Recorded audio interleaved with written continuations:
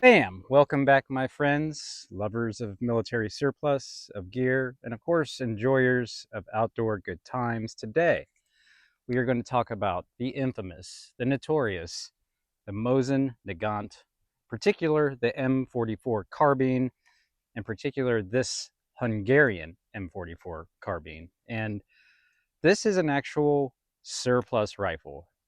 We talked a lot about surplus over the last few months on this channel.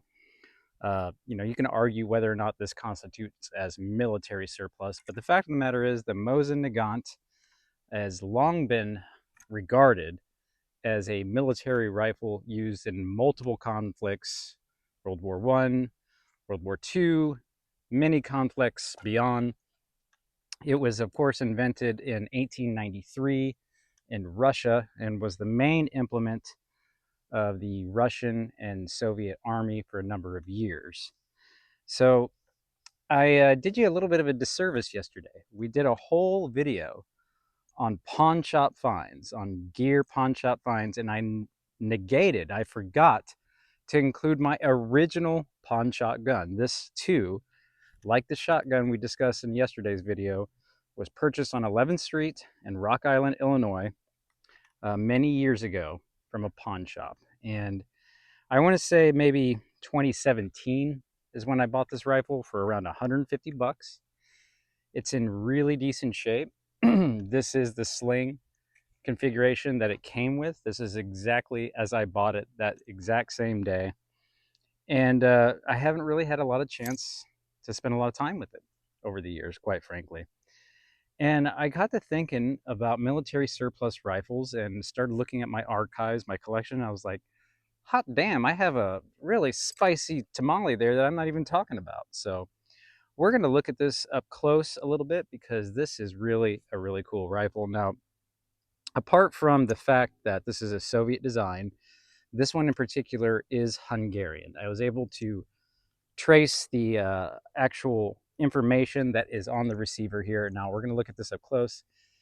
You might notice a 02, which is indicative of Hungarian manufacture.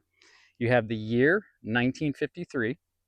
So this is a post-war, as they refer to it, meaning post-World War II Mosin-Nagant M44. Of course, this is the carbine, the original design being from 1893 Russia, but the M44 was released in 1944, but this one in particular was made in 1953.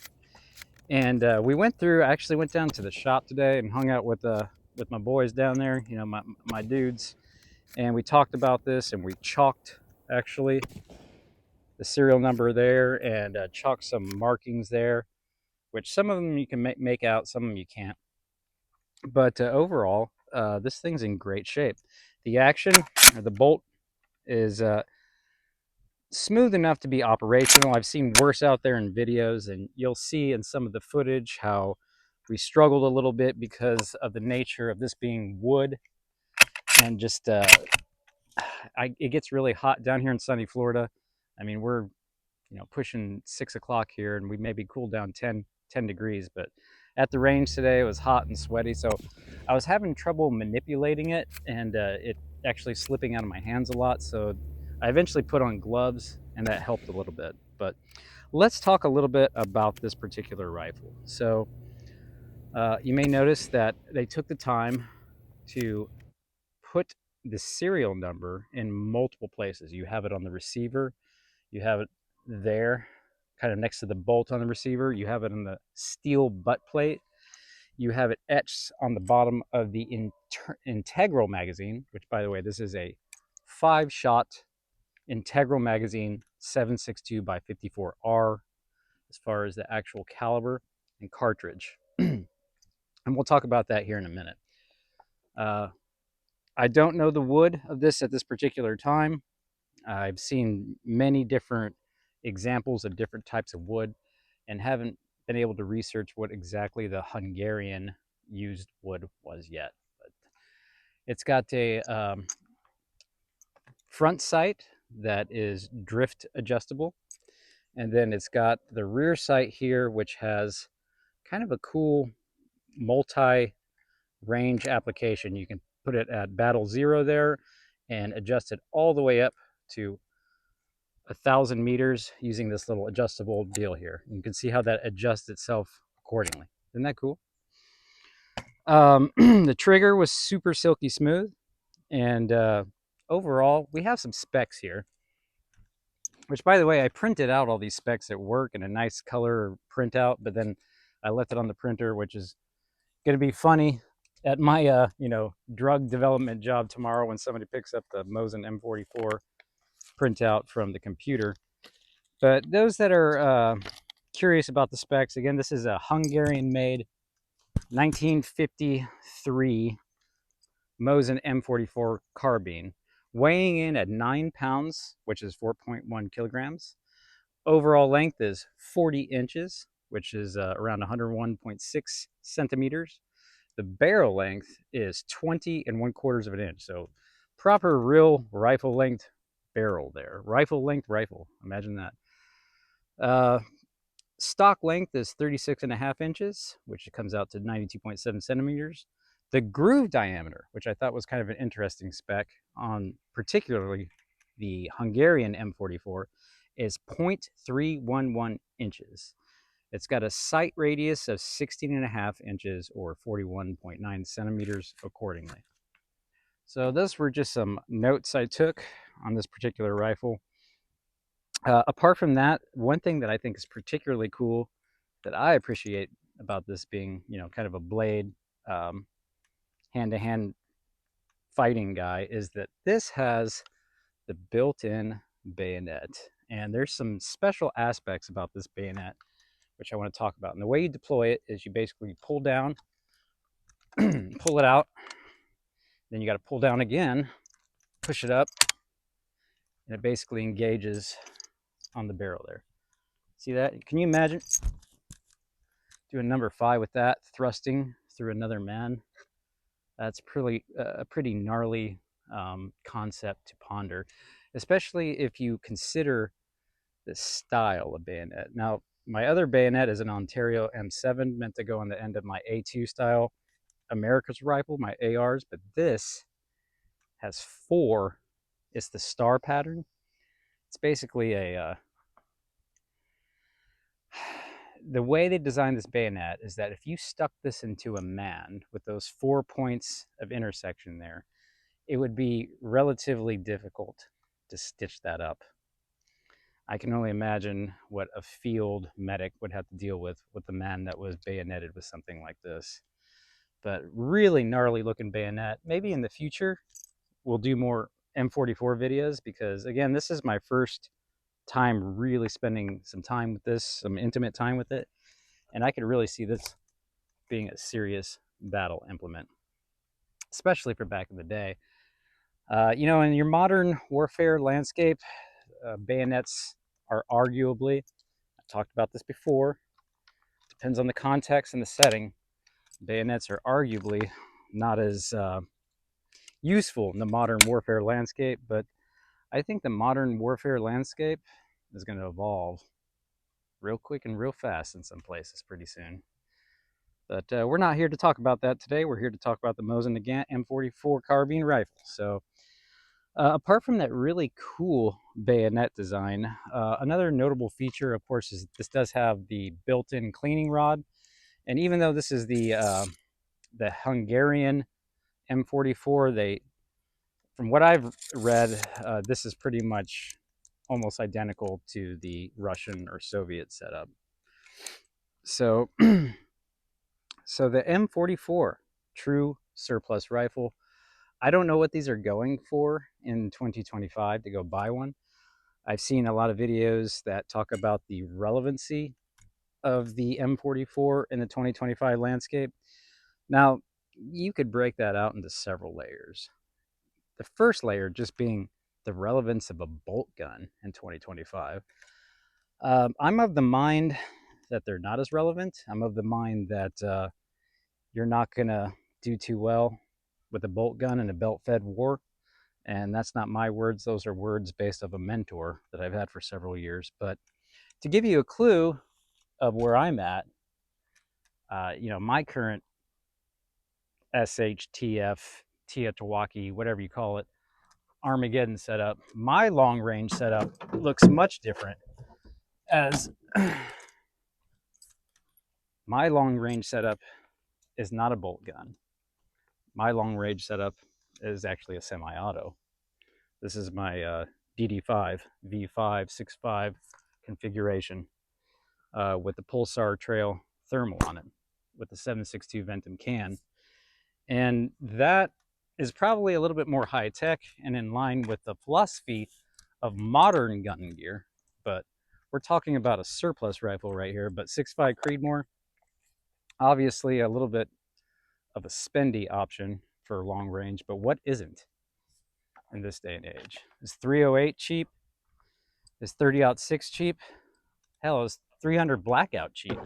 Arguably, no, none of the above. So now another thing too is I've heard people talk about the I guess survivalism aspect of the M44, and the argument is that you can get lots of long-term storable ammo for this, being that they came in these like sealable packs. I don't know about that, if that's a argument that this is a survival rifle just because it has long-term storage capability. Again, I'm just basing this off of other videos I did in research of being able to talk about this intelligently. I think any ammo you could store relatively well in this day and age, you know, a sealed container with a desiccant pack.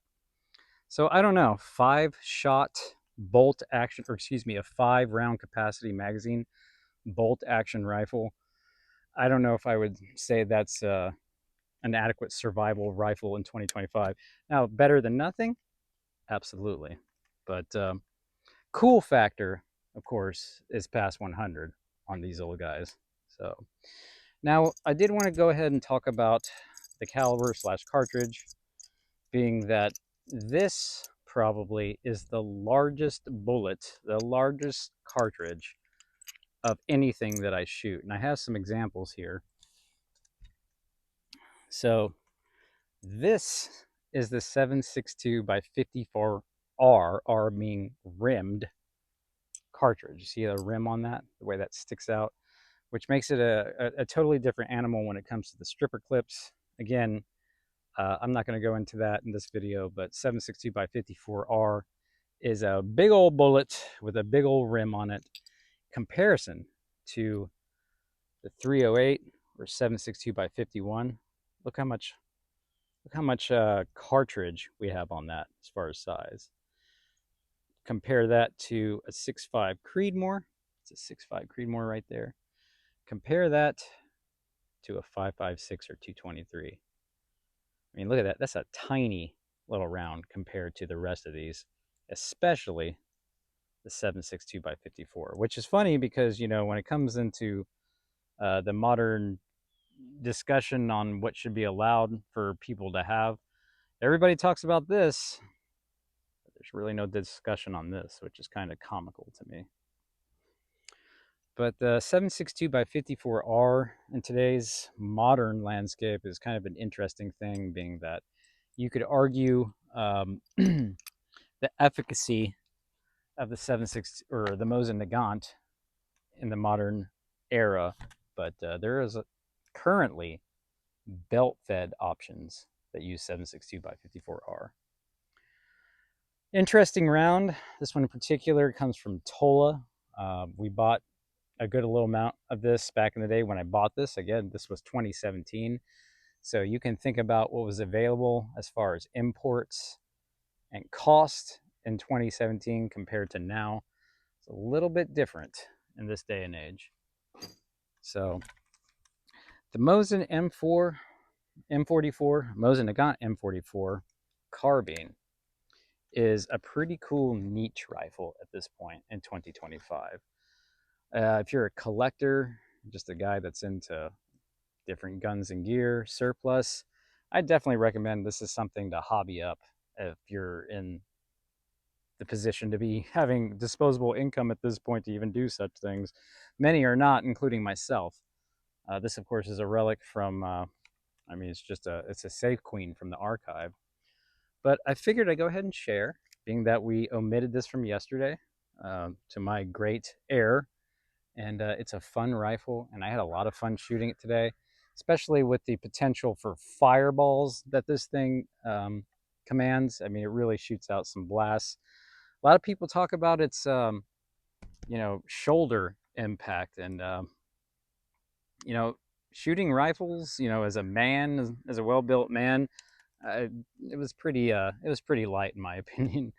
I have high pressure buckshot and shotgun rounds that knock me back way more than this. So um, a lot of the complaints that I heard about the shoulder impact, I think were, maybe those dudes need to lift some more weights. But anyway, Mosin M44, again, everybody, keep your heads up.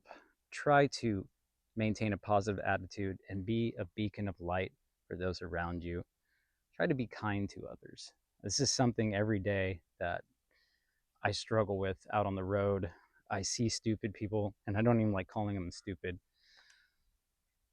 The average IQ is 100, guys, and people have had so many things against them, common people, over the last 50 years. They've been poisoned by food, they've been poisoned by water, they've been poisoned by the air they breathe, they've been poisoned by vaccines. Um, and so I see them struggling every day. And I try to remind myself that in many ways I have it way better than most people around me. So that's what I try to remember every day, and trying to remember to be a beacon of light. And I hope you can do the same, because I don't think it's going to get easier going forward.